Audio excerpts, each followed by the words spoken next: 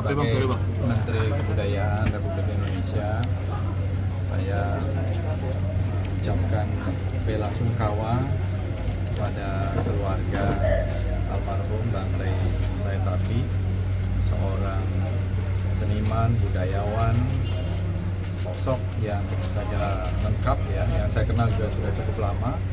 Saya kenal beliau tuh di awal tahun 90-an, waktu itu masih ada Oncor Studio, baru-baru berdiri, sehingga saya sering kali datang hampir setiap minggu ke rumah beliau. Dan juga pernah sama-sama juga waktu itu di Rusia tahun 1996. Dan Bang Rey juga waktu itu menyaksikan saya juga bicara di Moscow State University, jadi saya jalan waktu itu di Rusia bareng beliau. Dan terutama di Oncor gitu, beliau menginisiasi sebuah komunitas teater yang penting pada masa-masa itu dan melahirkan saya kira juga banyak aktor-aktor, seniman-seniman, budayawan, dan tentu kita merasa kehilangan sosok Rey Said Afi, seorang aktor yang saya kira sangat tangguh dan aktingnya luar biasa, prestasinya juga luar biasa. Kita lihat dari film-film pertamanya kalau tidak salah Gadis ya, itu tahun 1980-an awal, Secangkir Kopi Pahit dan banyak lagi. Bang Rey ini juga saya kenal secara pribadi dan tentu kita merasa kehilangan ya. Mudah-mudahan amal ibadah beliau diterima Tuhan Yang Maha Kuasa. Dan putra ini putra yang bungsu. Tapi ini ada yang jadi aktor ya? Ada. Cucunya paling jadi seniman, iya. Anaknya Giska ya. Giska juga terkenal dari kecil. Ya, ini kalau ini Pak Yudi Krisnandi, ya omnya mereka. Dulu tempatnya Oncor Studio, sekarang jadi rumahnya Pak Yudi Krisnandi. Iya kan? Iya. Ini adiknya Bang Rey, adiknya Bang Rey. Bapak dengan historis yang cukup lama mengenal sosok Bang Rey. Berarti nanti apakah kebudayaan kehilangan dari sosoknya? Ya kita sangat kehilangan ya, karena beliau memang karena sakit ya. Kita berharap memang banyaklah penerusnya dan beliau juga banyak memberi inspirasi saya kira. Karena tentu karena karya-karya beliau di film akan menjadi abadi ya, dengan aktingnya dan lain-lain yang terekam, saya kira masih akan bisa dilihat oleh generasi-generasi selanjutnya selama puluhan tahun yang akan datang, ratusan tahun yang akan datang.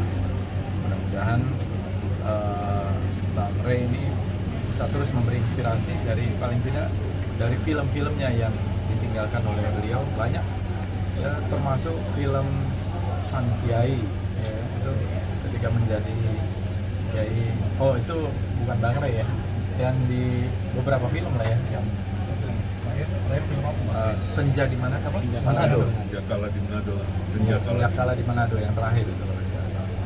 Tapi kalau Bang Rey banyak yang di film yang The Raid ya, The Raid itu juga jadi tokoh antagonis yang luar biasa. Ya kita merasa kehilangan sekali sosok Bang Rey, orang yang sebenarnya sangat kreatif dan sangat mengagungkan konsep Nusantara. Ya, itu kalau setiap kali ngobrol dulu selalu ngobrol tentang konsep Nusantara. Jadi bagaimana Nusantara itu kekuatan konsepnya itulah yang mempersatukan. Oke. Ini kan Bang Rey meninggal karena riwayat penyakit. Dan tahu juga Mas Wak juga meninggal karena penyakit. Ke depan akan ada atensi dari Kementerian Budaya untuk memperhatikan para kesehatan para seniman Ya. film ini. Jadi memang kemarin ini juga dengan Pak 56 ya, itu ada workshop dengan BPJS Ketenagakerjaan dan kita berharap memang banyak yang mungkin tidak aware ada BPJS Kesehatan, banyak yang tahu, tapi BPJS Ketenagakerjaan juga saya kira penting.